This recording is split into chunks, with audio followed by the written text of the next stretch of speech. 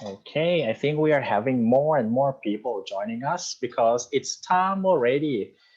It's right now it's exactly 7 p.m. and I would like to welcome everyone to our last episode of the master classes. Unbelievable. You know, the first time Rob and I planned about this 4-day training.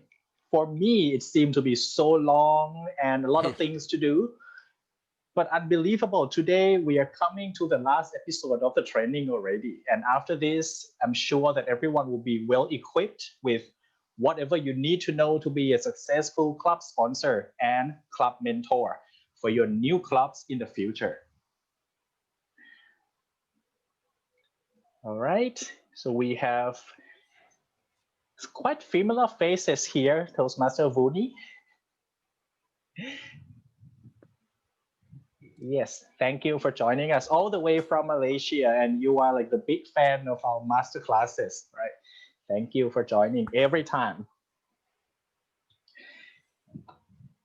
Yes, and for your information, this training is going to be recorded and is going to be shared among the members of District 97 later on. So today, before we move on to the next program in the training, let's review some things that we have learned from the first 3 days. First, I'm just going to share with you like this, just review. So first day, we talked about the club sponsors. Do you remember? The club sponsors are members who help the new clubs to get chartered officially. So they help the new clubs with the formation of the club members, the club meetings, help them select the club officers, explain to them the club benefits, the club charter fees, and maybe how to run the first meeting successfully. So that is the main roles of being a club sponsor. And for your information, I think quite a number of you join this training or want to be a club sponsor or club mentor because you would like to be a DTM in the future, right? So please allow me to remind you the criteria for you to become a distinguished Toastmaster.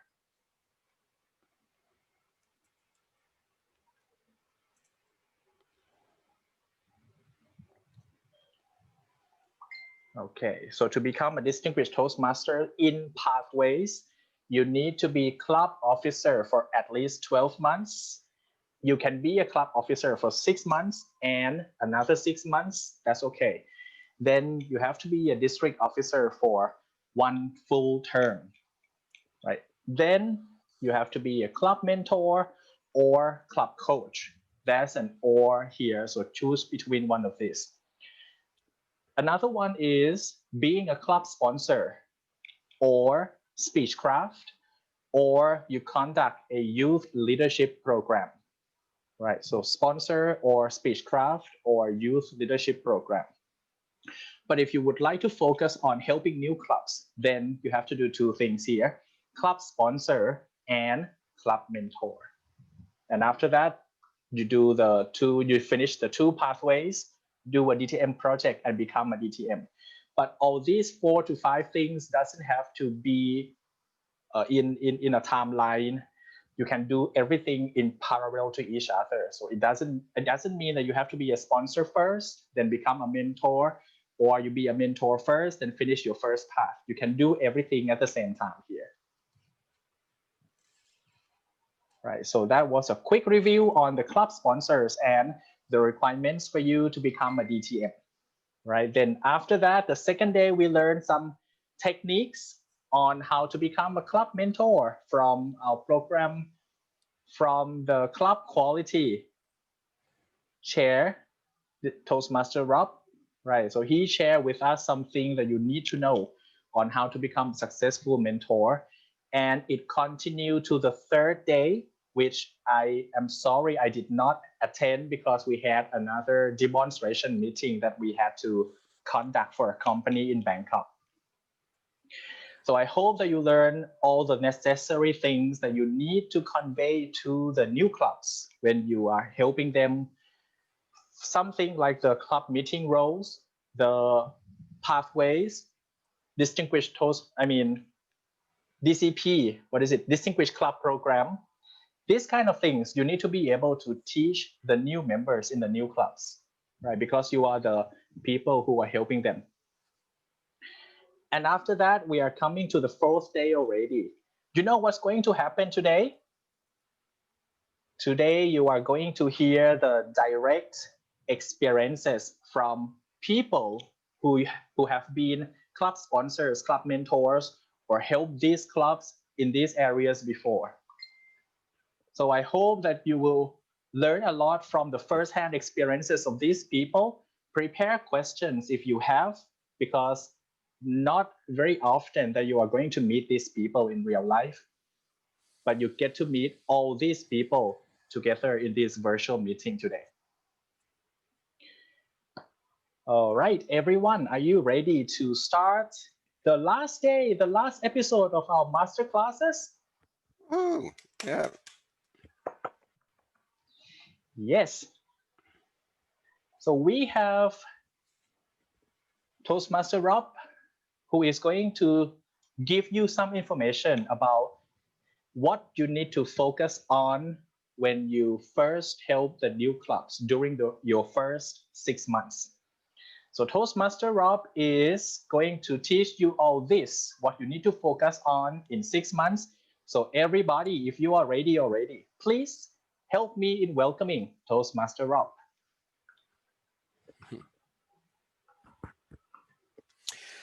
Okay, thanks, Peepat, and hello, everybody. So if you become a club mentor, then you're taking on a brand new role that obviously you've never done before. And you're also working with a club, which is mostly comprised of members who are brand new to Toastmasters and don't really know how it all works and how are they going to make this whole thing come together and happen. So we thought it'd be really useful to talk through what are you going to do perhaps in the first 6 months, because when you become a club mentor, it's usually for a minimum of 6 months, maybe up to 12 months, but you've got at least 6 months to help them get them established. And certainly that's the critical time when a lot of clubs either succeed or fail. So if you can really help them get off the ground in that first 6 months, it's going to make a big difference. So if I share my screen and we can talk about some of the things we can do. If I can get out, cancel, try and get rid of that. Okay. So bring up my slides. So 6 things that new clubs need to learn in the first 6 months and how you can help them acquire that knowledge. So first of all, let's talk about your role as the club mentor. First of all, your overall job is to guide new clubs from chartered to successful. So just to review it again, we're talking about club sponsors are the people who help get the new club chartered and existing as a brand new Toastmasters club. And then it's the club mentor's role is to come in and help that new club make it to become a long-term success and become established and hopefully a thriving club. So there are a number of things that you need to do. And as I said earlier, that most of the people in your new club will be brand new to Toastmasters. So you'll need to induct both the officers and also the members into this new Toastmasters experience and help them to learn what it's all about, how it can help them, and what they all need to do working as a team to make their club a success. And you can also, as an experienced Toastmaster, you're in a great position to help them avoid some of the mistakes which can jeopardize their success. And often they're very simple things which can go wrong. And if you're just there to intervene and support them and provide some good advice and ideas, you can help them turn things around and get on the path to success. So let's take a look at the things we're going to cover tonight. So we're going to briefly talk about 6 topics, 6 things they can do in the first 6 months. So we're going to look first of all at officers' duties, because everything starts with the officers and they need to know exactly what they're doing. They need to know how to use pathways and the Toastmasters website. So we'll take a quick look at that. And of course, we want all meetings to be good quality. That's what attracts people and gets people coming back for more. So we'll go over that. And we'll look at the general principles of building a successful club. Very importantly, we want to talk about how to grow membership and keep the club growing and thriving. And finally, the kind of glue that holds all of this together, we'll talk about the Distinguished Club program and how you can help with that. So first of all, how to perform officers' duties. Well, so as a club mentor, it's your job to encourage the officers to attend officer training if that's available. Now, of course, it does depend on the time of year, and if a club is not starting, if it's starting at a time when training doesn't happen to be going on, then you can't do that right away. But certainly you want to make them aware of the training that's available and ensure that they can do that if possible, because it certainly helps them in all kinds of ways. So Toastmasters and the district provides great quality training for officers, and it's really good to get them involved in that. There is a club leadership handbook, and you can download that for free from the Toastmasters website. And that's a really useful guide for people who are brand new to Toastmasters. It explains what the different officers' roles are and gives them a good insight into what they need to do, and talks all about things like good club governance and things like that. So that's a really useful resource and a great place to start. If all the officers read that before they get going, then that'll help everybody along the way. And of course, each officer needs to learn how to perform their role. And as a mentor, you can certainly help them with that, because you'll understand pretty much what each role does, and you can help them get into that role, understand the things they must do to keep the club functioning and operating in the right kind of way. And that will certainly accelerate their success. And you also can help them to understand all the tools which are available to help them, which we'll come back to in a moment. But there are plenty of resources which often members and officers don't know what's out there to help them. So as a mentor, you can help them find those tools which will make their job a whole lot easier. And of course, finally, you'll be there if they need any help. As a mentor, you're in a great position to help them. And even if you can't help them yourself, you get all the support you need from the district, and we're there to give you any assistance you need. And also the Toastmasters International is available as well. So there's plenty of support for you and for the club, and there's a lot of support for the officers to get started and make a success of their role. And if they're doing their job properly, then the club is off to a really great start.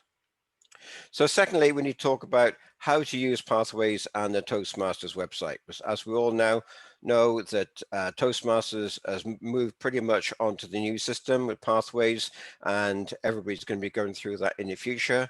And it's really important that they understand that.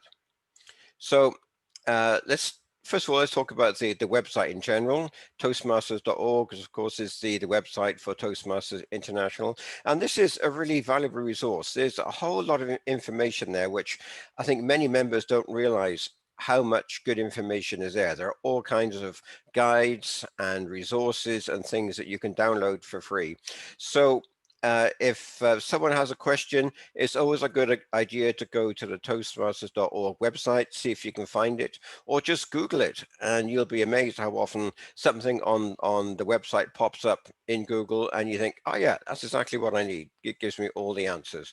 So make sure they know how to make the most of that. It really is a great resource. And of course, they need to know how to use Basecamp and the pathway system. This is particularly important for the Vice President of Education, who's going to need to help people through that. And but everybody, of course, needs to use them in their own pathway, but the officers need a little bit of extra information to navigate through that. So it's important to make sure that they're comfortable with that, because it does take a little while to get to grips with. It's not always intuitive, but again, it's your job to be there and support them through that and help them understand how it all works. Because when you do get it, it is a good system. It's improved a lot over the last couple of years, and there's a lot of value in there. And it's also important that they know how to use Club Central. They're going to need to update their records and submit awards and all kinds of things. And my experience is that officers don't always know how to do that. So it's certainly important that you ensure that the people like the VPE and the membership VP of membership, that they know how to do what they need to do in Club Central, and other officers as well. And as I said, it's good to know that there are documents available covering almost anything you can think of. So let them know that you can Google it, or you can go to the website and you can find all kinds of resources. So there's no reason to for queries to go unanswered. So number 3, let's look at how to run quality meetings. Of course, Toastmasters is all about the meetings themselves, and you can't have a successful club unless you have quality meetings. So how can you help the club create quality meetings? So to make meetings great, first of all, the club needs to commit to regular meetings. It's you don't want a haphazard schedule. Guests and potential members and actual members need to know exactly when the meetings are. They need to know they're on a schedule so they can plan around their private lives and business lives. You also need to ensure that meetings are run on time, that the whole timing is an important part of the Toastmasters experience.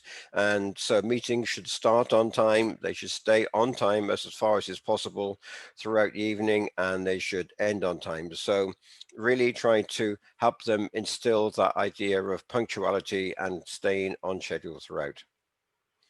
And you should have agendas for meetings, and as far as possible, again, they should stick to the agenda. So you should support them if you find that they're kind of wandering off and improvising unnecessarily when they should be sticking to what they put on the agenda. So we don't want to be too formal, but we do want to be organized and disciplined. So it's your job to help them make that happen. But sometimes they will need to improvise a little bit. As I'm sure you all know, sometimes speakers cancel at the last minute. People get ill, they can't make the meeting or whatever. So you might find yourself with 7 to 10 minutes to fill.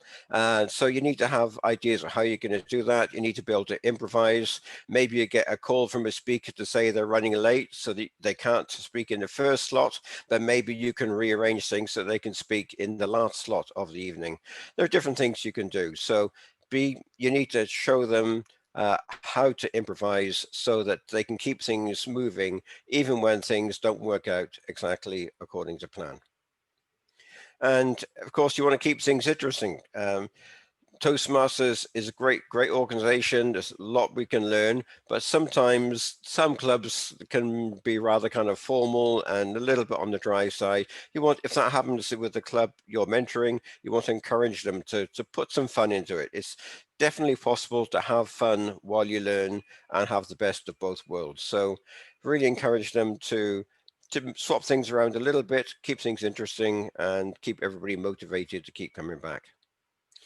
And something that I, excuse me, I personally think is really important is taking care of guests. You don't want guests to arrive and then get ignored, that's something that has happened to me at a couple of times, not in Bangkok, but in other cities, which I won't mention. I've visited clubs and I've ended up sitting in a corner and no one's kind of come to talk to me and find out who I am and why I'm there. So that's a big mistake, because obviously guests are your potential members. When they come in, you want to ensure that there's someone in the club to welcome them, show them what Toastmasters is all about, maybe get them involved in the meeting a little bit, and then follow up later on and hopefully turn them into members. So this is a really important part of the meeting. So number 4, let's talk about how to build a successful club. Well, there are lots of things to do. Well, everything we've talked about is part of making a club successful, but there are some things to look at in particular. What you really want, encourage the club to have members who attend on a regular basis. You don't really want members who come once and then don't show up again for 3 months. You really want people to be engaged, attending meetings, maybe not every meeting, but certainly most meetings, and becoming part of that community and contributing to as many meetings as they possibly can. It's also important that the club keeps the members moving forward in pathways. It's quite easy to have someone who maybe does the icebreaker and then they kind of get off track. They're busy with work and other things, and they lose momentum and never quite get around to getting back into doing the next project. So again, that's a role for the Vice President of Education, but other people in the club can help as well. Make sure that everyone is moving forward in pathways, moving on to the next project, and getting things done. And of course, evaluations are super important. They're really a great part of the Toastmasters experience. So ensure that the club makes good use of evaluations. Of course, there's personal evaluations of speeches and general evaluations, and even evaluations of evaluations. They all help because Toastmasters is all about improvement, and you want people to be able to look back and say, wow, I've improved so much in the last 6 months, and it's evaluations that make that happen. So ensure that they are really they understand how to do evaluations and how to support people and get that done properly.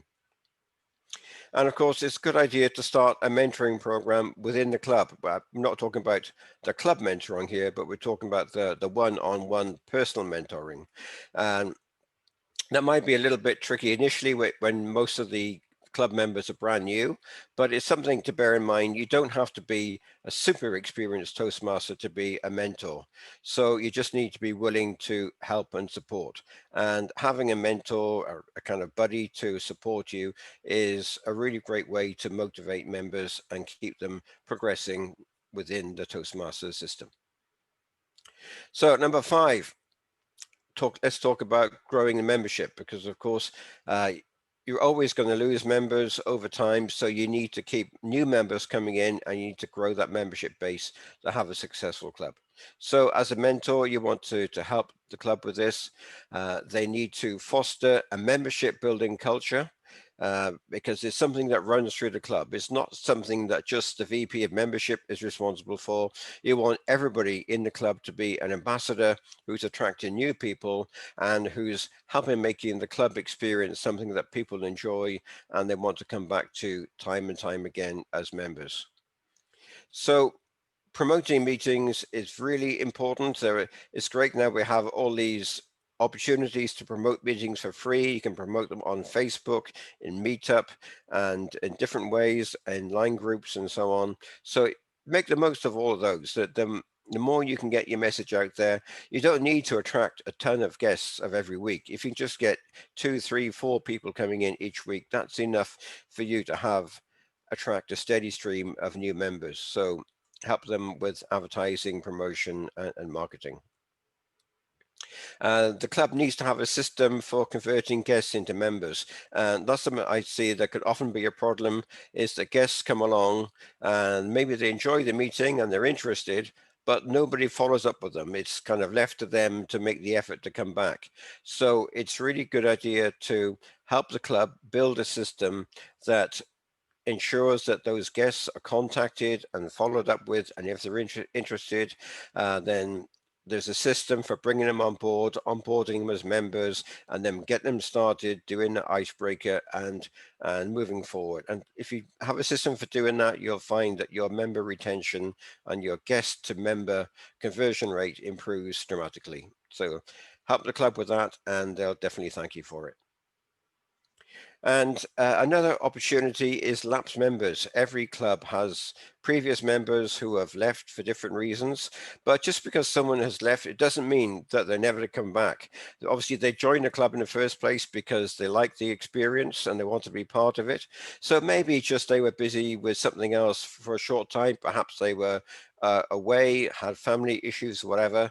But maybe after 6 months or a year is a good time to contact them again, follow up, welcome them back. And it might be enough, just the fact that someone from the club reaches out and says, hey, how you doing? We'd love to have you back. That might be enough to make them think, oh, they do miss me. I do want to go back. And that really does work. And it's also a great idea for the club to host some special events to attract new members. So this could be workshops, it could be a kind of a fun event, which is slightly different to your normal meeting, but it's designed to be more fun to attract people in. You could speak at companies or to other external events.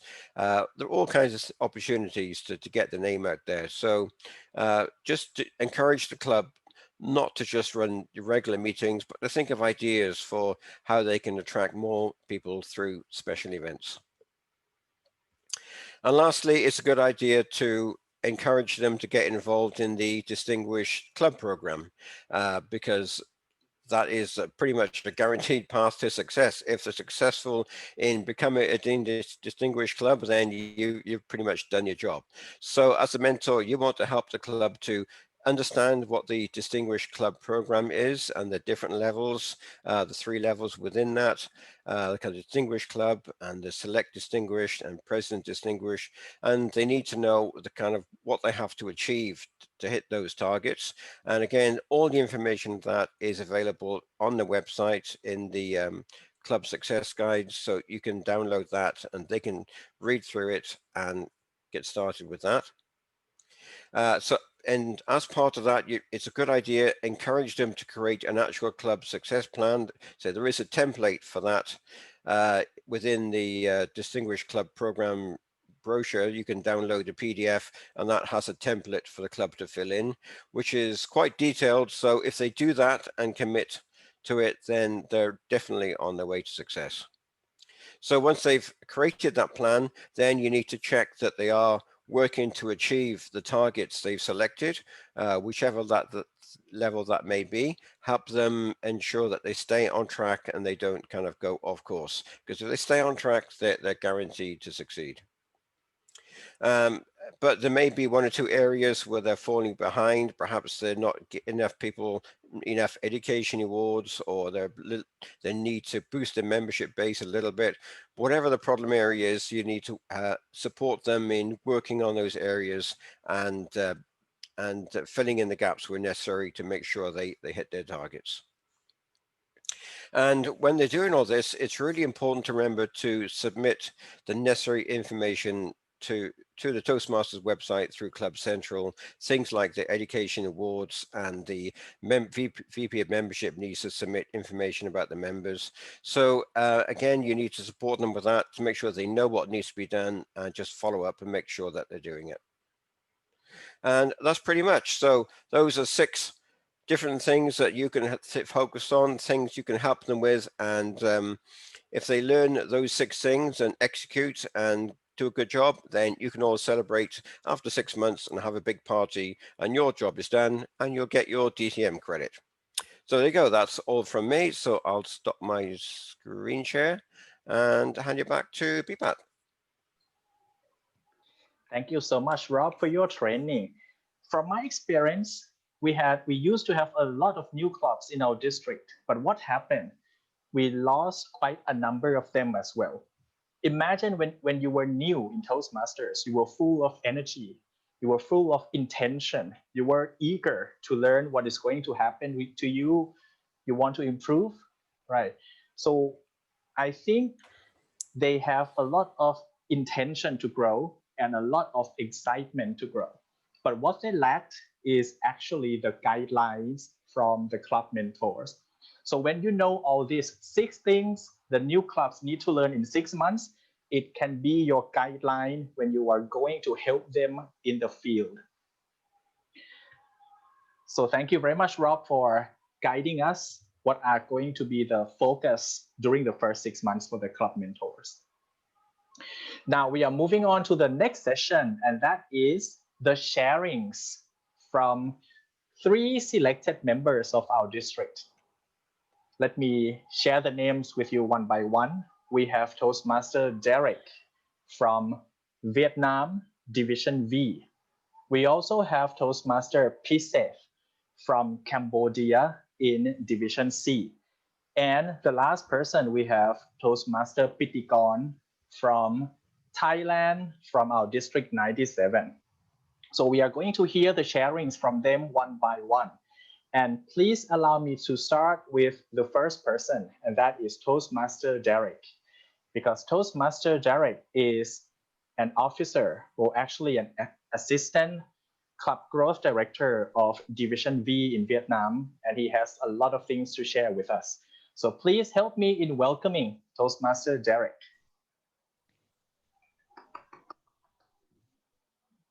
Hey guys, so and thank you, Pipad, for the introduction. I started the role assistant grow director in Vietnam. I started it for till now maybe 3-4 months, and I think that what I wanted to share today is kind of like the experience of how to help and work with new club to charter to get chartered. Um, so just a quick update. So in Vietnam, we'll have 2 new clubs chartered. I think probably within the November this year. Um, and probably what is useful for everyone is kind of like what would be the lesson learned out of that. Um, so the context is that we have 2 clubs being chartered in Vietnam. One club is it has been kind of like going unofficial for about 2 years, and now they decided it's some time that is that they want to be official, and mainly because they kind of like in a sense they want to contribute back to Toastmaster, but also they want to be part of the community. They want to be able to join like competition, want to be able um, to join like events that on a division and district levels. In the second club that is going to open, they are a corporate club, and the reason that they're interested in this is that uh, the HR person of this company is a Toastmaster in Australia, and she wants to build a Toastmaster club in Vietnam as well, just to support the staff in Vietnam into improving their communication skill. Um, Lesson learned is that I think on the first club, uh, which is have been going unofficial for 2 years, it's actually been a quite simple process. As in, they are enthusiastic of just getting officialized. I mean they don't have to. And they can still go in 5 or a couple more years, right? But then they just kind of like want to be part of the community, and so that is something that I mean, it was easy on my end of like helping them. No, nothing much I need to get from my end. But the lesson learned is that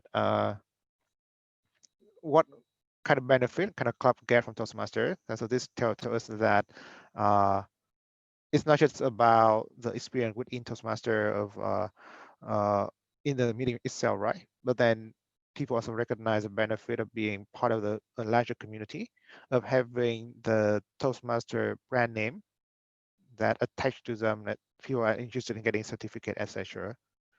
And this is some kind of like a point that we can use into when persuading um, other club to get charter. Now the second club, um, which is a bit more tricky. So they're totally new and everyone don't really know what Toastmaster is. So even though the HR person is interested in Toastmaster and very supportive and give the direction that they want to host a Toastmaster club, we go through the process of going to meet all of their staff, explaining what Toastmaster is and what benefits they can get out of it. And the lesson that I learned is, I think, 2 things. One is that same with the first club, people care about certificate, about kind of some brand name. So when I mentioned that, like, yes, you can get a Toastmaster brand name attached to you, and it is valid even if you leave your company. If you go to a new company, you can still use that, and it tells that you are a strong communicator. Is really resonate with them. So that's something that like is a very strong starting point for them to consider to join Toastmaster. Just like the brand name is something that is well recognized. Second point is that a lot of people, at least in Vietnam, right, approach Toastmaster more as a channel to improve their English. So it's not about communication for them. It's more about learning English. So actually, a lot of people, after they join our info session, they're not interested because they prefer an English class rather than doing a Toastmaster club and learning public speaking. And how I mean at the end of the day, we're still able to get enough people to get interested in this club, and right now there are 22 members who would sign up to join. But probably I think it's just kind of a lesson learned here is in terms. I think the challenge was that we were afraid that there were not enough people who are strong English speaker in the club to help them, and they just thought that like they would prefer to get a class where there's someone like a teacher go in and teach them English, and that's it for them. I think part of how we navigate that is that we got them like two mentor from Toastmaster, right, and who are both of them are our division officers in Vietnam, and they're all very strong. They're very good in English. One of them is kind of like a teacher, English teacher, something like that. He's a mentor, but he will mentor the club. But the idea is that yeah, I mean, you to sometimes to convince the club, you also need to find a very strong mentor, especially in the English skill, at least in Vietnam, just to support. So just some sharing of my experience so far with chartering these two clubs. Thank you. Okay, better you, Pipat. All right, thank you very much. Thank you very much, Derek, for your sharing. So this is not the problem of clubs in Vietnam only. It happened to Thailand and I'm sure to Cambodia as well about the English language. A lot of times when we go to propose Toastmasters to organizations, they think of us as an English class, and they hope that Toastmasters can teach them from not able to speak English to being able to speak English. But actually, it's the opposite way. They need to be able to speak a little bit first, then use Toastmasters as a platform to practice more. I think that would help them enhance their English communication skills. Right? And another one is the recognition that members can get from Toastmasters. It's a worldwide recognition that anyone can get once they become a member. So thank you very much, Derek, for sharing your experiences, what is going on in Vietnam to us. All right, so we move to the second person who is going to share his experience with us. We have Toastmaster Piseth. Toastmaster Piseth is going to be a member in November. So in a few days, he's going to be a member officially. He is actually going to be a charter president of a brand new club in Cambodia. So I invite him to share with us his journey in starting this club in Cambodia. So please help me in welcoming our charter president, Piseth. Good evening, everybody. Give me a sign if my voice is audible. Thank you. All right, so thank you, Big Pat, for the introduction and for inviting me for the district training today. I'm very excited to share about the progress of how I'm doing the chartering process at Chemical Toastmaster Club. So for your information, Chemical Toastmaster Club is have just submitted the document to TI, and hopefully we get a response within a week. And I'm very excited to actually get the response back from TI and to see when we can actually eligible to proceed the officially meeting at Chemical Toastmaster Club in Cambodia. So right, just a quick information about the history of why we initiate Chemical Toastmaster Club. So basically in Cambodia, there are like 3 Toastmaster clubs that exist. So we have PUC Toastmaster Club, Ethnic Toastmaster Club, and PCC Bank Toastmaster Club, which is not really now sustainable during the COVID. So Chemical Toastmaster Club is going to be the 3rd club that based in Phnom Penh in Cambodia. So the reason why we come up as a team to create Chemical Toastmaster Club is because there are one person at PUC Toastmaster Club. She's a senior Toastmaster member, and she was a former area director. Her name is Anna, and then she started to form a team who actually has broken part that most of them, they used to be a Toastmaster members, but because of the club system is not sustainable, was not sustainable, so that's why the club collapsed. And then she formed all of those ECs and unofficial members together and form again as a Chemical Toastmaster Club. And I am one of the unofficially members in 2017, and I'm now here again as a club president at Chemical Toastmaster Club. All right, so basically back to the chaptering process, we've been through some struggling and challenges throughout the way. As we can see, like there always something that come across the road throughout the journey that to achieve the goal. So probably one of the most harder things talking about the chartering process is to meet the criteria within the time frame. So in Toastmaster, there are like a time frame within your term. For example, like if you are the president, you have to explain your team about your action plan. So probably my term, the big goal and the big target is to achieve and to get Chemical Toastmaster Club on board.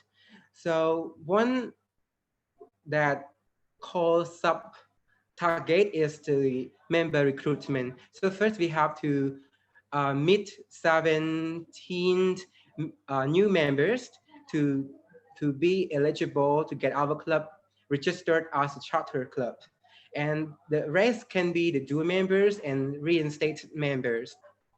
So throughout the journey of recruiting members has been a lot, not easy, because we have been running our club since January, like 1 month physically as a creative club, and then we turn it into online immediately. So this is one of the most challenging for the started club, because throughout the process, we have to apply a lot of theories. So I have learned from my past immediate president that she put the theory called theory of change, like how to adapt and how to be resilient during the hardest situations. So the club have survived until now, and I would proud to say that we are now reached to 17 members throughout the pandemic. So recruiting new members throughout the pandemic is hard because we have to develop the trust. Somehow the guests, they just jump in, they don't actually know what is the system in Toastmasters, what is the mission in Toastmasters. So at the same time, we have to build the club quality. Also, at the same time, we have to apply the theory of change of how to convince the guests to attend our regular meeting often so that we can convince them to be our club members. And my VPM worked very hard throughout the process, and I would love to give the credit to him. He's now in the Zoom meeting too. Also, seeking for club sponsor and club mentor has been a bit challenging because we have just like created and we have to reach out a lot of seniors to ask them to advise our club, to see what we are lacking of and what we have to improve in order to be count of one of the quality club meeting. So far I have reached a lot of like senior Toastmaster members that they are very approachable. So successfully, we have one club mentor from Malaysia. We have other 3 club sponsors from PUC Toastmaster Club. So give all the credit to them. now we actually eligible. So for the challenging and how we can get through this kind of scenario is, one, we apply the theory of change. So probably the quality of the meeting would be one of the most challenging to get to the guests, like how to attract them. So basically we try to join every clubs from the other country to see like what they are doing out there, what we can implement from those clubs we have joined. So maybe joining the other clubs virtually from the other country could inspire us. So we could bring something new to Cambodia.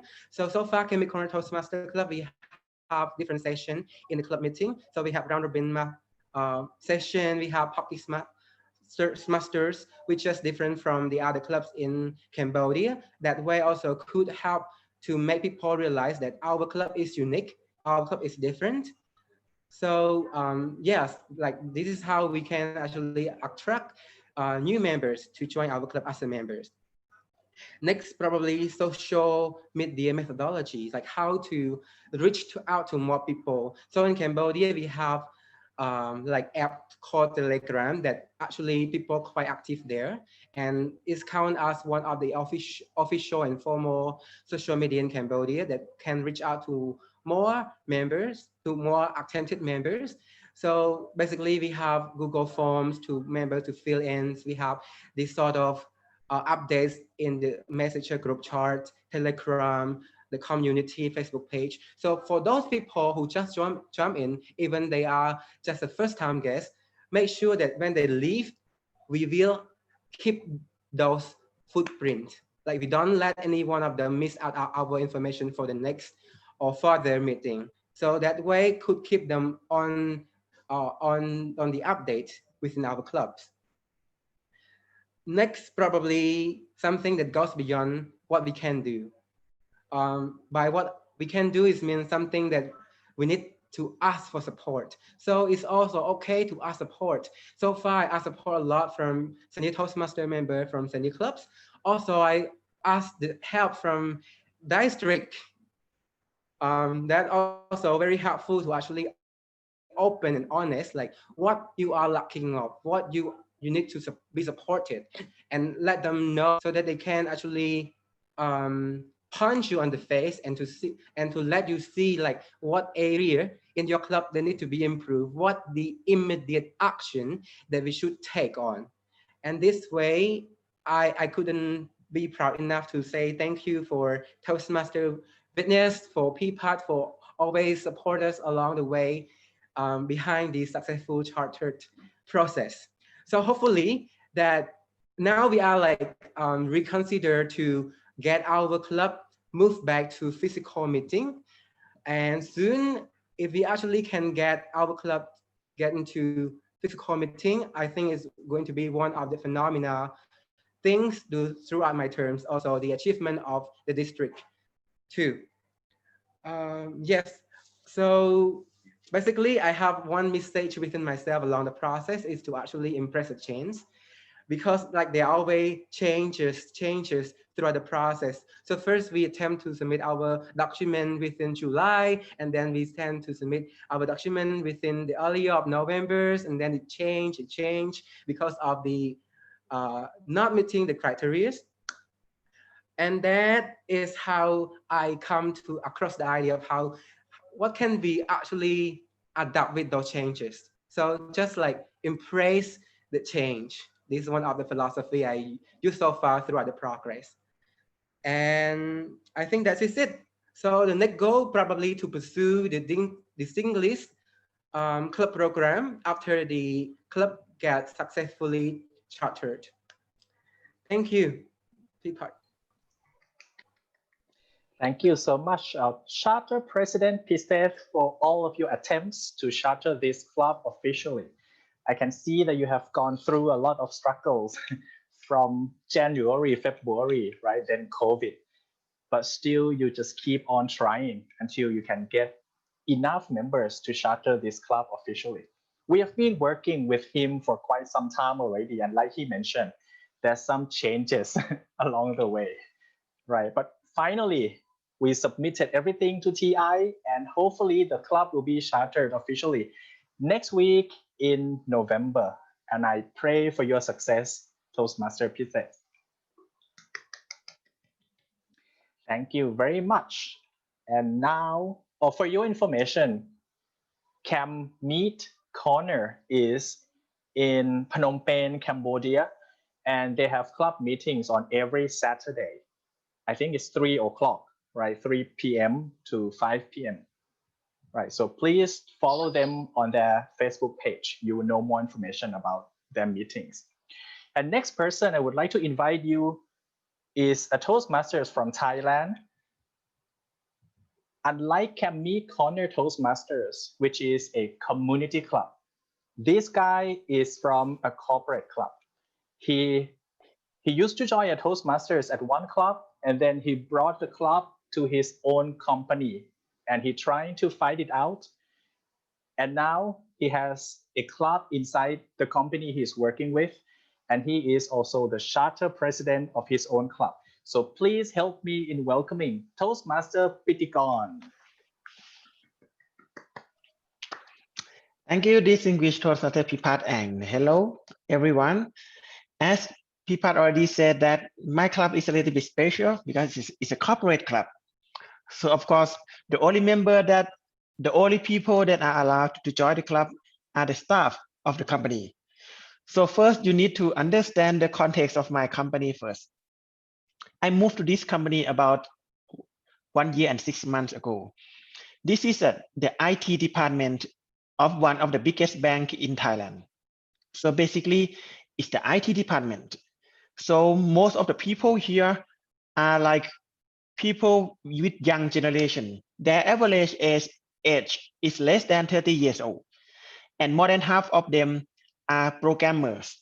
So basically, they are not good at communication. That is the basic knowledge and basic context. And we have about 1,500 people here. So when I first moved here, I realized that this place need a place to practice public speaking or communication. And coincidentally, this idea aligned with the direction of the company. So I got an idea that maybe I could set up the club here. So we started working on that by identifying the stakeholders. So we identify which department is possible to be responsible for the chartering this club, because as only an employee, you can never charter the club in a company. You need a department to own this club. So I identified the department. I invited some of them to join the real Toastmaster meetings in other clubs. After a few times of joining, they got the picture what Toastmaster was all about. And then we came back, we talked within the company. We invited District 97 team to come and talk to one of the decision maker. And then we decided to have a demo meeting. Actually, the demo meeting was used as one of the decision steps. By that time, one of the management said that if the number of people attending the demo session is less than 50 people, they will not do it.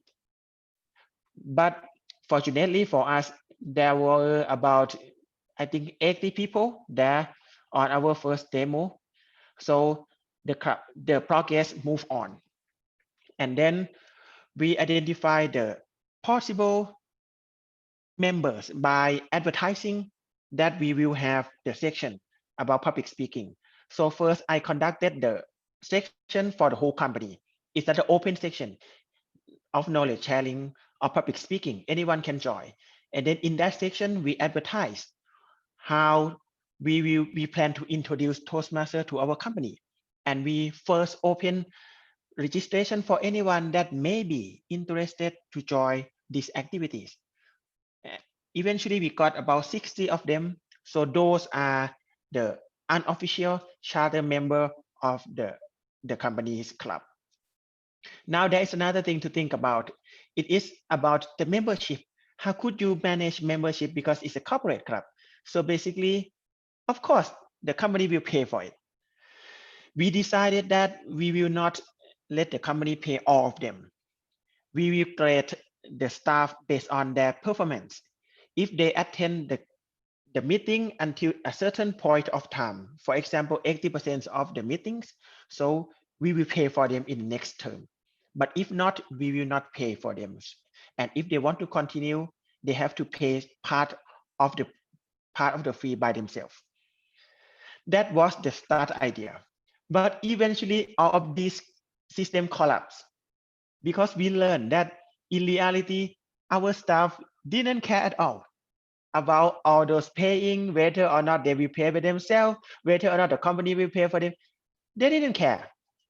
All they care was the activity inside the club, whether or not the club make them develop or answer to their objectives, which every single one of them have different objectives. So when we successfully set up the first club, I think it was on the first week or second week of February. Until now, it was already 15. We already had 15 meetings because we meet bi-weekly. And then from the 60 charter members, some people went out, some people came in. Eventually now we have about 15 to 20 members each time, both online and face-to-face. We just started to come back to face-to-face meeting 2 weeks ago. So we are doing, I will say, pretty moderate, not quite good, but not that bad. So, but there are, along the way, we learned a lot of things. And I would like to go through the obstacles and lesson learned first. And I think because my club, I think it is a unique experience. Maybe some of you may need to ask me some questions. So I will leave most of my time for the Q&A. Obstacles, the first obstacle that we find, because it's a club, it's a corporate club. The corporate runs by KPI, key performance indicator.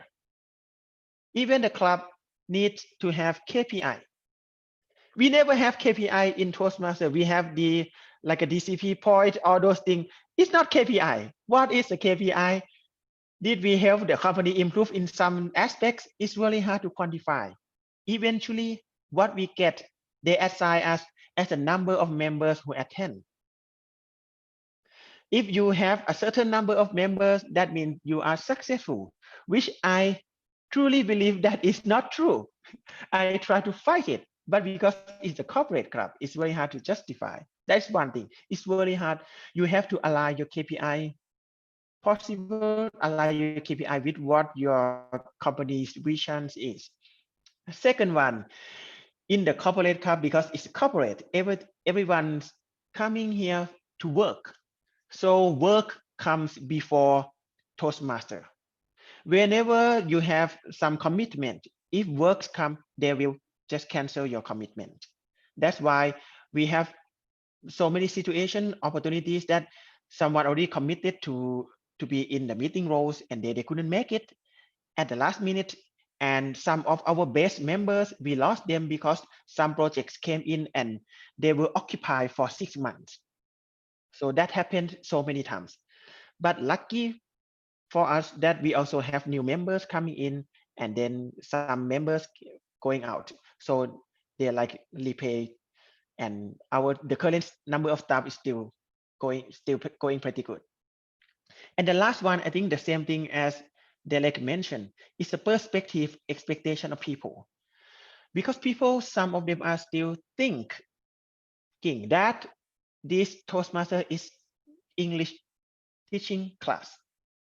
Even the academy or the department that are responsible for Toastmaster in this company, some of them or many of them are still thinking that this is a English teaching activities. So that's why they assign some of the KPI related to, they said, because it's an English teaching activity. So, and we couldn't justify how the activity help improve the English proficiency of the company. So it's really hard maybe in the near future, they will cancel the financial support. I received that message as well. So I have to fight a lot. That some of the quality, some of the output that we get from Toastmaster is not about English communication. That's one part. We got a lot of things out here. We got leadership skill. We got public speaking skill. We got positive attitude skill. We got so many things. We help people to get out of their comfort zone, boost their self-esteem, find the next step to move in that toward their goals and their dreams. There's so many good things that we try to drive, not only English class or English communication. So there are 3 lessons that I learned a lot from this. The first one is incorporate club. If you could identify your core member, I think it's true for other clubs as well. If you could identify your core member as soon as possible, that will be very great for your club. In my case, from 50 members, eventually I could identify 20 members who are the core members. These 20 people will, mostly they will try to join the club unless they have urgent meeting. These are core members.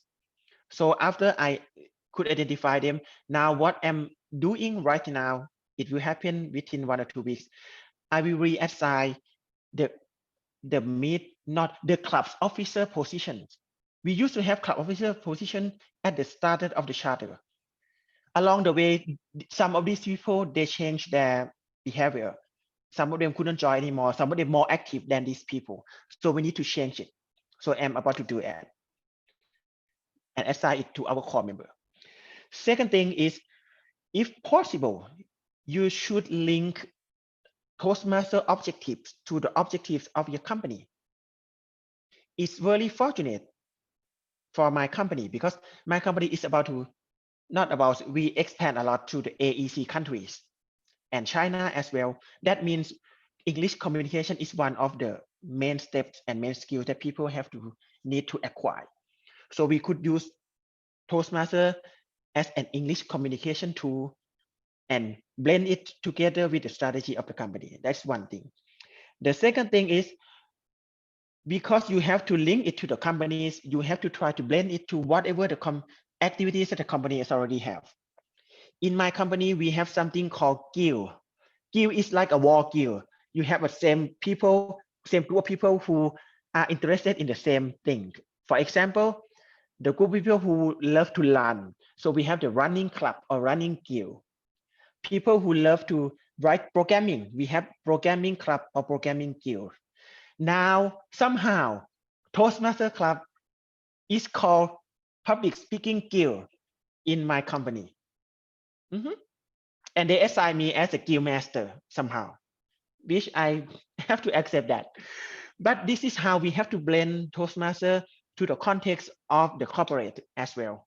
And if you go along together and sustainably as well. And the last one is, you have not only to the company, you have to try to blend it to the general staff, general employees. We already had workshops in our meeting. Some of our workshops, we did advertisement to the whole company. For example, workshop of how to prepare public speaking. I think Ani hosted that workshop.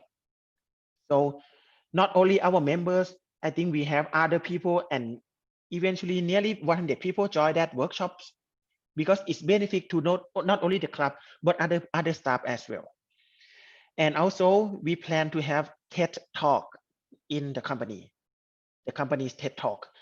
We will invite someone, we will have some of our own to do that. So it will benefit other people, other staff as well. And we will have something called English Day. The company never have English Day before, even though English is a very important step that we need to go. So we will be the one who initiate English Day in this company.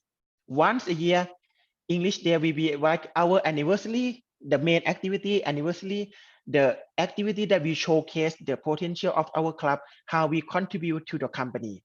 I think all these things is really important, because you have to blend to the people and you have to make them realize that Toastmaster they will not, believe it or not, they will not attach to the name of Toastmaster.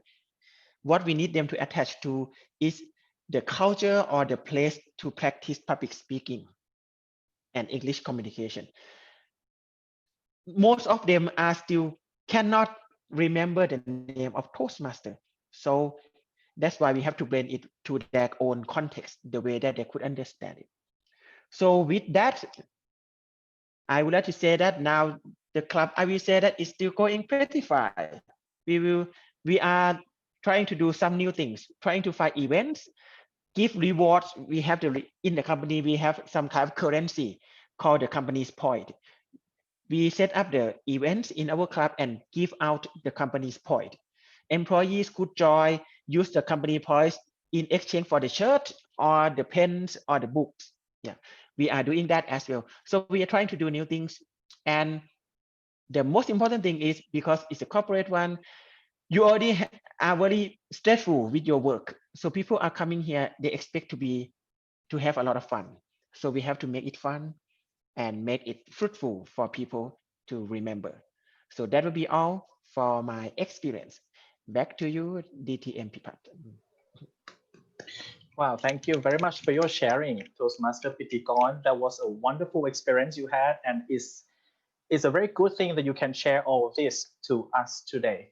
And now I would like to open the floor to all of us. If you have any question to ask, I think Derek is not with us anymore, but feel free to ask because we still have Piseth and Pitikon with us. Do you have any question for them? Lana, please. Yes, a question to Pitikon. Why is it that you don't attempt to have a Thai speaking club? You mean in the company? Yes. Because I think Thai speaking in the company, this company, when I joined, I could feel that their English proficiency on average is very high. So they could do English club. That's my first belief. What about the others that are not high in proficiency? Because you have 1,000 employees. Yeah, that is a very good question, Lana. The direction of the company is to be the best tech company in Southeast Asia, not in Thailand. We will never avoid using, you cannot avoid English all the time. Some of the staff are still trying to do that, but eventually you cannot. Even the smallest or the lowest level of staff, somehow, because this is a headquarter, you have to communicate with people in other country. You cannot avoid that. So that's why English, it has to be English. Another question, have you all thought about interviewing before you get them to join Toastmasters? Because they have different goals, right? Employees from different departments. That's a very good question, Lana. We thought about that. If you remember, the company planned to pay every single one of them. Yes. Every single one. And then, because we plan to pay for it, so we have to have some kind of filtering. We actually did some filtering by asking some questions, and I think we even conducted a test. I'm not quite sure. We had that idea. It's a long time ago. We conducted a small test to test their English proficiency. And we decided, I'm not quite sure, it's a long time ago, a year. I'm not quite sure which way we go. But eventually we at first we received every single one of them. But right now, Lana, the current situation, there will be no interview. When people come, they will learn whether or not this is the environment, this is a proper environment for them to develop. English proficiency is very important in Toastmasters. I totally agree with that. But with maybe a minimum level of English, you can still grow, because if you have the right attitude. And I think that is what I want to instill here in my company. That it's not about English proficiency. It's about your attitude. Yes, I do agree with you about attitude. That's why I asked the question about what is their goal, their personal goal. What do they hope to gain to join? Because at the end of the day, they may be fantastic in English, But if the goal is not the same as, you know, having to develop yourself, wanting to improve, then you will lose them sooner or later, even though you are number one in your English. We are. That's why people comes and go. But I think one thing is, it's like we have the net. It's filtering people coming in, the people who are suitable. I would say, I hate to say this word, but it's true. People who are meant to be with Toastmaster, they will stay with the net. People who are not, they will come in, maybe stay for a while, and they will figure out, oh, this is not my place, and they will go away. So now we are doing that. That's how we come up with 20 core people. Yeah. Thank you very much for answering. You're welcome, Lana. Thank you, Lana. Do we have more questions for them? Yes, Toastmaster Vuni, please. Yes, I'm quite inspired by Pitticorn's sharing, but I can't help but have a little bit of a curiosity. When you have 50 to 60 members, how do you manage the speech session for them? Yes, I would say that it happened only twice, 50 to 60. After the second meeting, COVID came, COVID-19. And then we became online and every problem solved. We opened for registration, but believe it or not, 50 or 60 people, not many of them are brave enough at the first time to register for the meeting roles. They are still very shy. I expected before we talk, and I even prepared that how could we accommodate 4 or 5 speakers in the same meeting. I even thought about that, but the reality is it's very hard to find speaker. It's not that easy. We have to encourage. Sometimes I have to encourage them personally. Yeah, so we don't have that problem. But the one thing that the atmosphere will be a little bit quite weird. I say the first 2 meetings, you could see that there's a group of people who were doing something like a meeting roles, and there were another big group of people standing around like doing nothing. They are like the spectators in the club. Yeah, because we use the stadium as a meeting place, so it was quite abnormal. Yeah, but good memory. Yeah. Thank you. You're welcome. Okay, any more questions from the audience?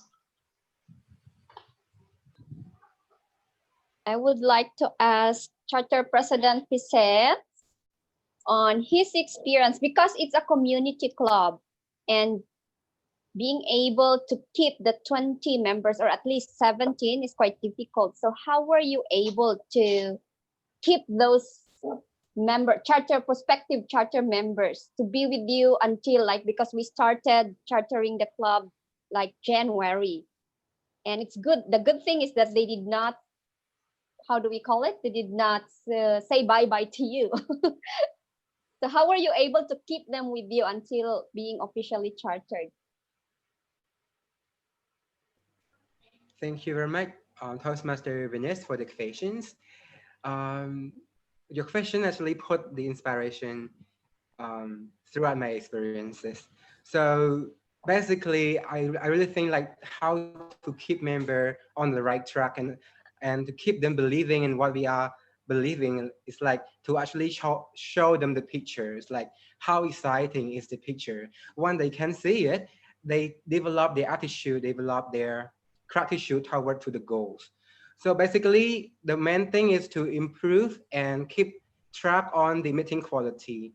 So far we have asked support from the new member to do the program called mentorship, which is one person to one person between mentor and mentee. So that way the members, they can open themselves, they can be honest with themselves to let the mentor know. So we can help them personally and effectively.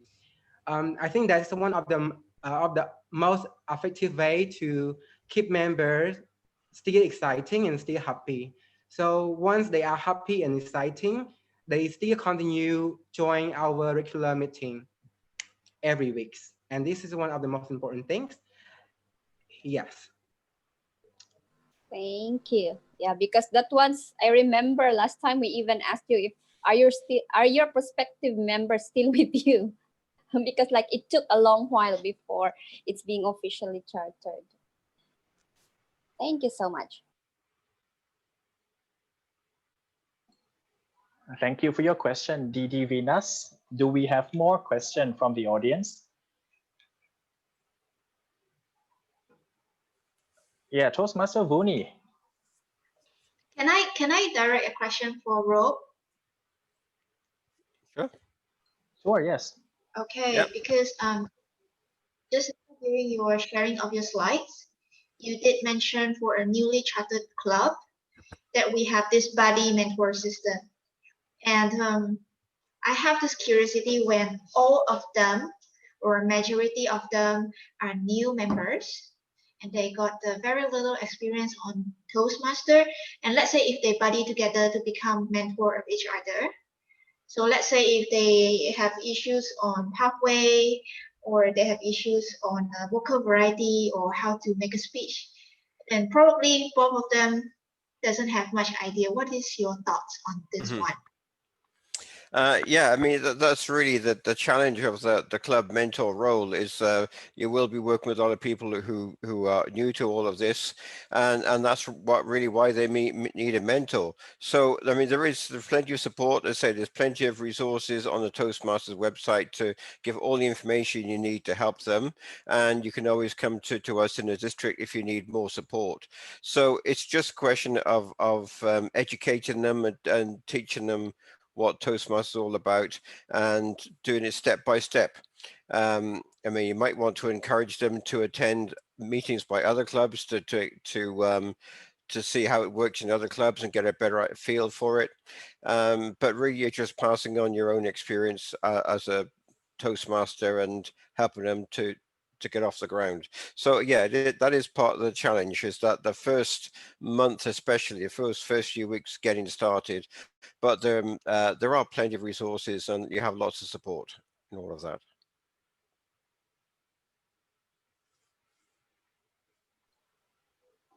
Right, thank you, Toastmaster Rob.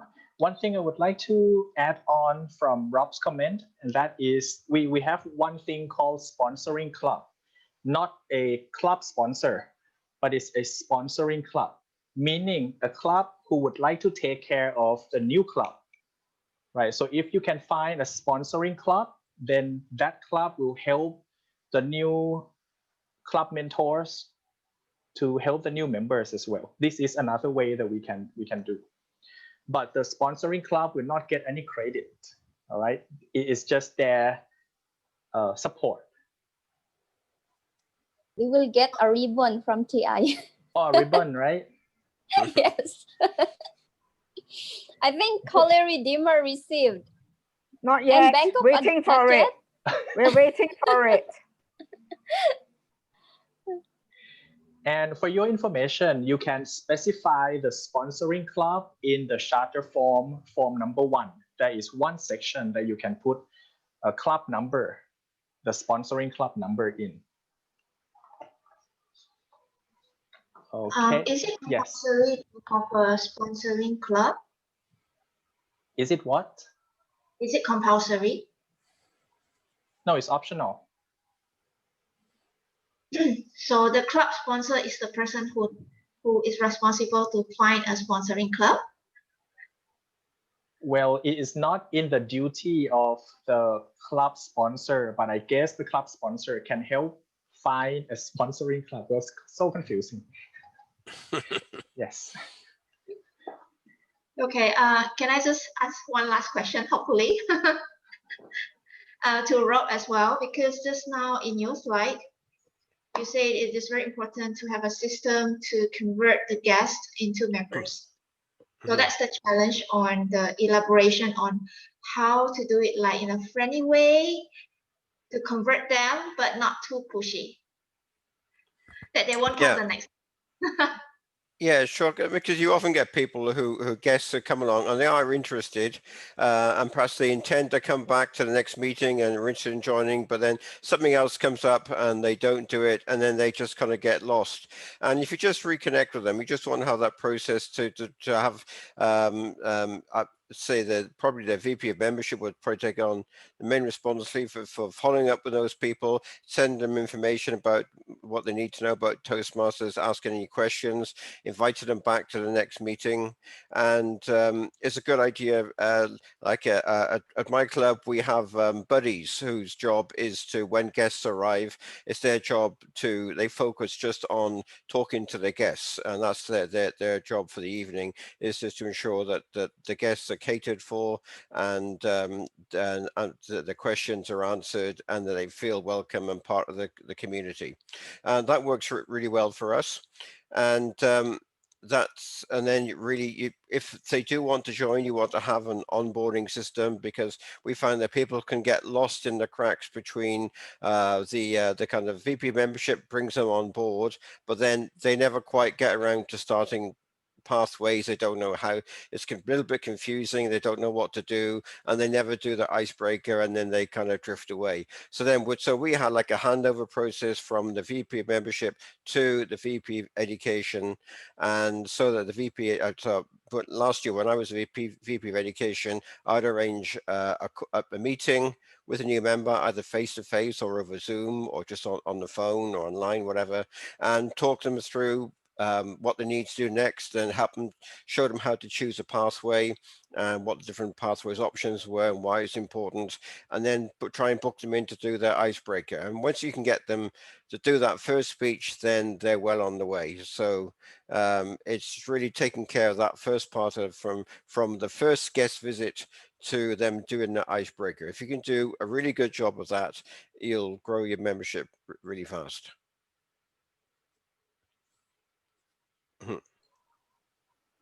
Okay, thank you everyone for your questions and answers.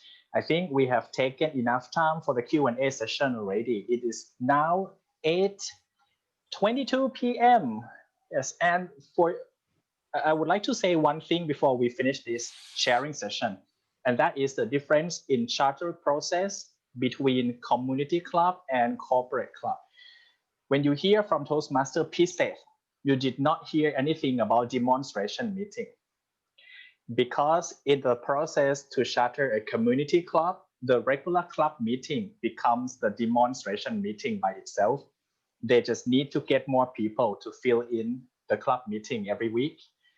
But for a corporate club, because we have two customers in a corporate club, first one is the corporate, and most of the time is the HR department that is the first customer.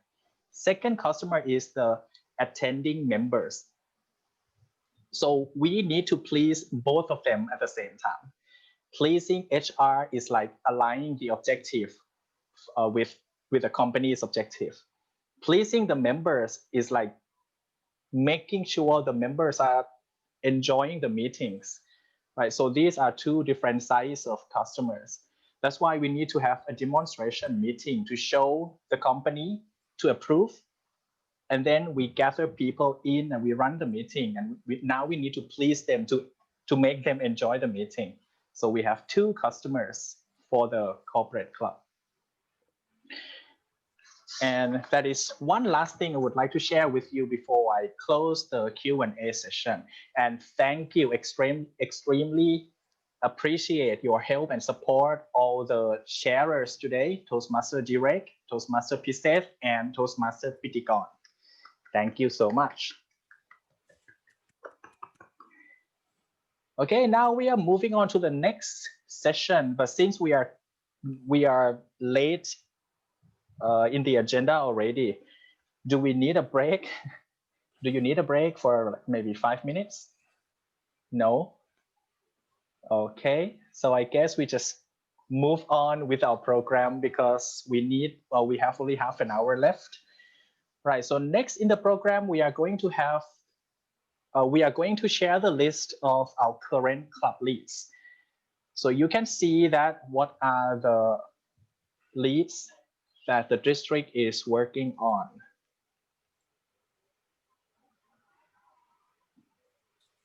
Okay, so let me share this one with you. Now there are two groups of club leads. Well, the first one is actually called the prospective clubs. If you remember it correctly, right, prospective clubs are clubs that submitted form number 1 and $125 to Toastmasters International. They just need to gather the 20 founding members. And in our hands right now, we have Hai Phong Vietnam Toastmasters Club. This one is in Vietnam. Ram Kam Hang Toastmasters. Ho Chi Minh is, of course, in Ho Chi Minh City in Vietnam. Study abroad, but study abroad decided to move for, to go for a Gavel Club, which is not under any district. Then we have Bangkok, Thailand, Prospective Club. Oh, by the way, when we have a new Prospective Club, the TI system would just use the name of the city, name of the country, and followed by Pros Club. This is a default. So we have Bangkok, Thailand, Pros Club. We have Yangon, Myanmar, Pros Club. This one is in Yangon City, Myanmar. Kanto is in Vietnam. We also have Naresuan University. They submitted form number 1 already and $125 already as well. This one is in Phitsanulok province in the northern, like between the central and northern part of Thailand, around that. Last, we have Hai San Toastmasters. And this one is a language school in Yangon, Myanmar. Right, so these are the prospective clubs that we have right now. This one is coming back. So 1, 2, 3, 4, 5, 6, 7, 8. We have 8 prospective clubs. 2 in Bangkok, right? 2 in Myanmar, 1 in Phitsanulok, and 3 more in Vietnam. Right. For the club leads is just a group of people who are interested, but they haven't submitted anything to TI yet. We have the Provisional Electricity Authority of Bangkok, Hangyu Hansin Express Thailand Company, Joseph Upatham School. So we are sharing this list to you because if you see that you can help with some of the club leads here, or you have some personal connections with them, we would love to have your help. So please, if you can, please write it down, note down what are the clubs that you will say, maybe I can volunteer to help with this club, and send your interest to me. I would love to work with you on these clubs later on. We also have 22 more club leads that I have to work on to get them chartered, right? The ones that I highlight in black are the clubs that have low possibility of getting chartered, right? So I will just skip this. We have Chinese club at PIM, but after the COVID, things were quiet. Right, maybe we can follow up with them one more time. Bangkok University, again, same situation. It was we talked about this before COVID. Camp Meet, well, this one, congratulations, Charter President, you are going to change the status of the club from a club lead to become an official club within a week. This one, skip, right? Thammasat University. Thammasat University, if you have somebody studying there, teaching there, or you yourself is teaching there in Rangsit campus, please kindly show yourself and contact me. We need to have your help. Right, and for this one, Thammasat University, right? We talked before the protest, the political protest that is going on in Thailand. And Thammasat was quite busy with this kind of protests. So we did not continue our talk, but maybe it's time to follow up again. Yes. Then we have Prince Songkhla University. This one is in Hat Yai. It's in the southern part of Thailand in Songkhla province. So if you happen to be to stay in the south of Thailand, please feel free to contact me. East Asia Management University. This one is in Cambodia. So if any one of you from Cambodia and you know this university, they are going to open, the university is going to open again in January after the COVID. So we need somebody to talk with this teacher and do the demonstration meeting for them. RMIT, this one is a university in Vietnam, Ho Chi Minh City. And if you would like to help, you can contact Derek or another person. I know only his English name is Toastmaster Panda. Didi Venus, do you know Panda's Vietnamese name? Phong Le. Phong Le. Phong Le, yes. So Toastmaster Phong Le. And this one, Agoda, we just went to conduct a demonstration meeting for them last week, and positively I got a confirmation email right before this training today that they would like to give it a go. And we are going to have a Toastmasters club at Agoda. This one is going to be our second new club after Camp Meet Corner. This is going to be at Central World.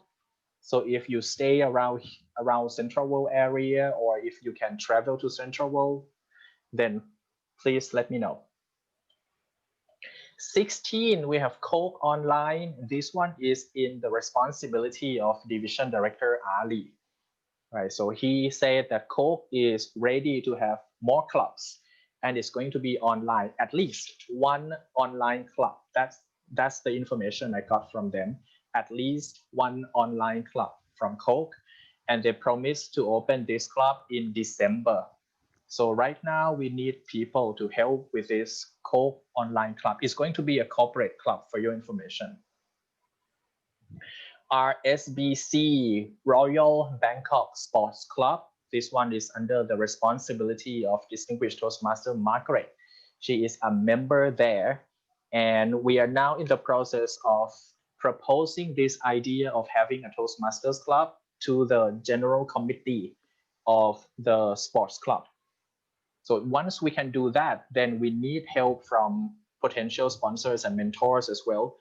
This one is located in the heart of Bangkok, the Royal Bangkok Sport Club, Racha Tevi area, right? Racha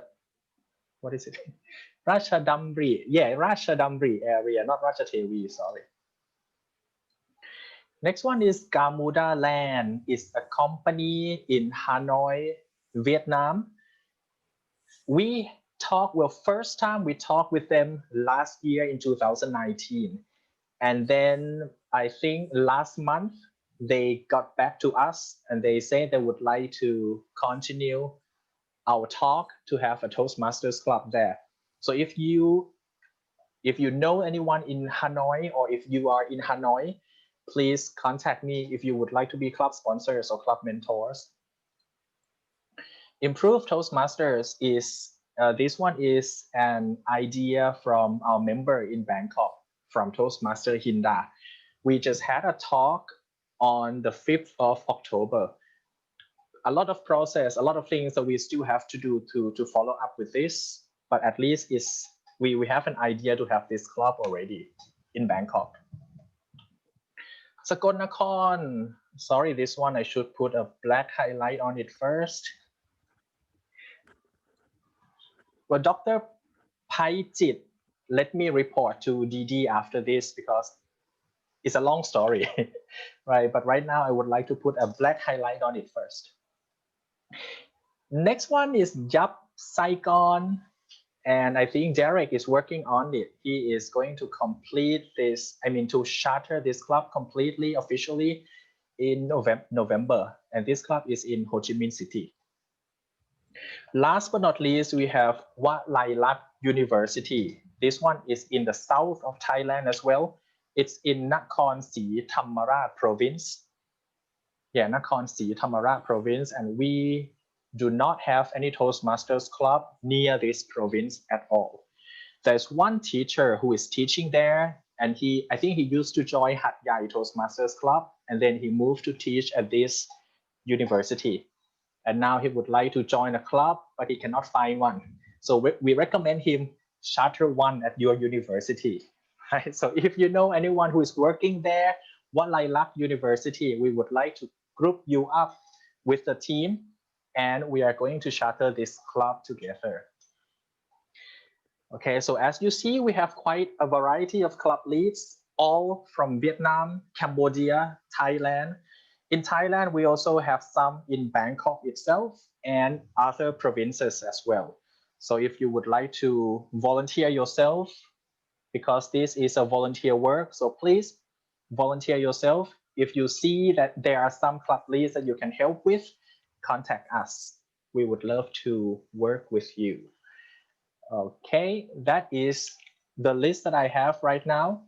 And if you have any questions regarding the list or anything about the prospective clubs or club leads, please feel free to ask now before we move to the conclusion. Okay.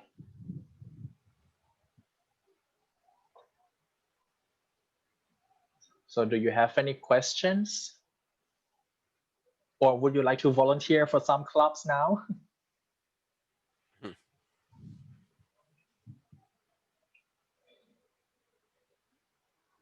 Okay, I think we have no questions, and you still need to think of when and where is the club meeting is going to take place, right? But that's okay. We are going to make this information. I'm not sure how we're going to send this information to you, but let me discuss with the trio. Maybe we can find a way to let you know that we need help with some of these club leads, right? Because some of them are coming up very quickly, very soon. Some of them are just at the first stage, like the initial talk. And we'll find a way to let you know. All right. Okay, so if there is no questions regarding the club leads, then we are going to move to the last session of today's training. And that is the conclusion, because we just finished all the 4-day training already. First day, club sponsor, right? Day 2 and day 3 were about the club mentors. And today, I think you got a lot of lessons learned from people who did these jobs before. And I think it's a very, very valuable lesson that we learned from them. All right. So if there is no more questions and no more sharing, then I would like to invite our district director, because we are now coming to the end. District director, please give us some closing remarks to finish this training.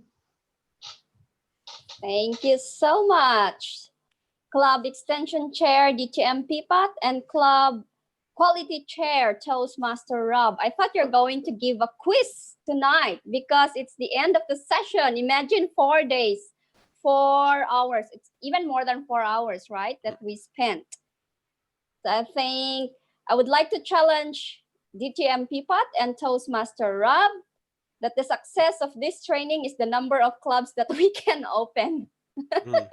Or how many mentors or sponsors will volunteer and come and contact you. So you've got to stress them and call them that they are going to start there, because we do have a lot of club leads in the pipe, and also club prospective clubs that they really need. How do we call it? They really need sponsors and mentors. To all the audience and those who are here tonight, opening a club is not just about becoming a DTM, or not just about fulfilling the task or requirements to become a DTM. being a club mentor or a club sponsor is actually a big step on sharing what are the benefits you've gained from Toastmaster. This is the best way for you to be able to prove that you learned something from Toastmasters. And you are still here in Toastmaster. It means to say that you are enjoying, and it means to say that there is something good that you are getting from it. So the best way to let people know that Toastmaster is really helpful, not only to our personal life, but in many aspects of our life, is to open a club.